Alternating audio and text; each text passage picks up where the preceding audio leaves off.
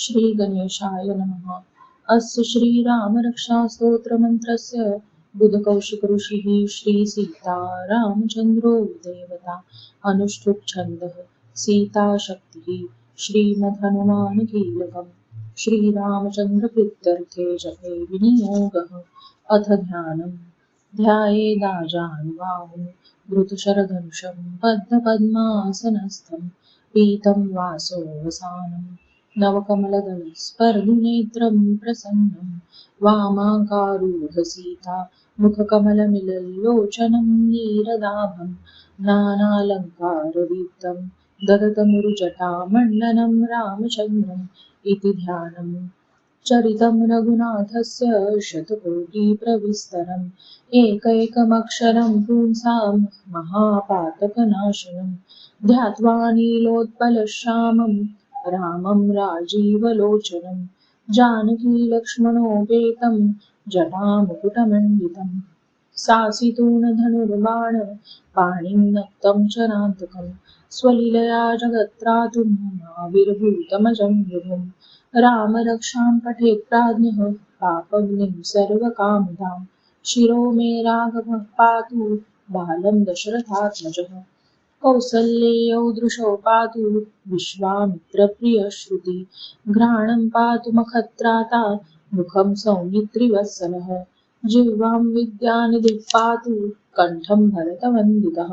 स्कन्धौ दिव्यायुधः पातु भुजौ भग्नेशकार्मुकः करौ सीतापतिः पातु हृदयं जामदग्निजित् मध्यं पातु खरध्वंसी नाभिं जाम्बवदाश्रयः सुग्रीवेशः कटी पातु सक्तिनी हनुमत्प्रभुः उरु रघुत्तमः पातु रक्षः कुलविनाशकृत् जानुनी सेतुकृत् पातु जङ्घे दशमुखान्तकः पादौ विभीषणश्रीदः पातु रामोऽखिलं वपुः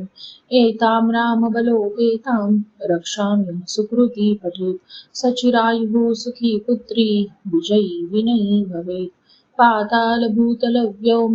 चारिणश्छद्मचारिणः न द्रष्टुमपि शक्तास्ते रक्षितं रामनामभिः रामेति रामभद्रेति रामचन्द्रेति वा स्मरन् नरो न लिप्यते पापैर्भुक्तिं मुक्तिं च विन्दति जगज्जैत्रैकमन्त्रेण रामनाम्नाभिरक्षितं यः कण्ठे धारयेत् तस्य करस्थाः सर्वसिद्धयः वज्रपञ्जरनामेदं यो रामकवचं स्मरेत् अव्याहताज्ञः सर्वत्र लभते जयमङ्गलम् आदिष्टवान् यथा स्वप्ने राम रक्षामि मां हरः तथा लिखितवान् प्रातः प्रभूतो उदकौशिकः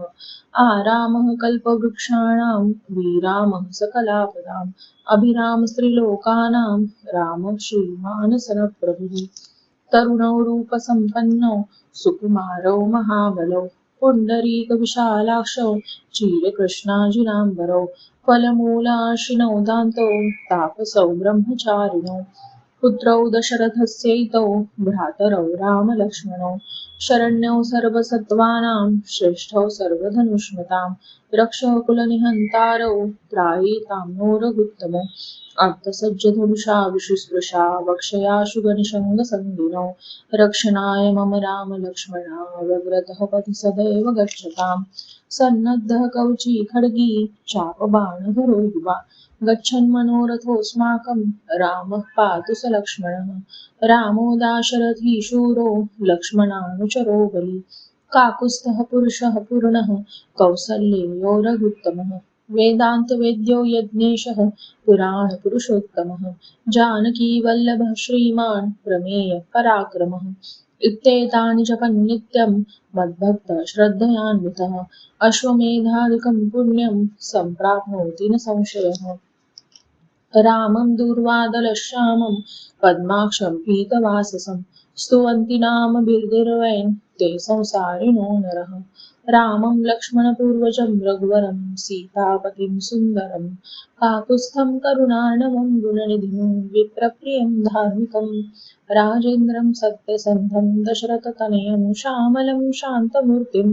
वन्दे लोकाभिरामं रघुकुलतिलकं राघवं रावणार्युं रामाय रामभद्राय रामचन्द्राय वेधसे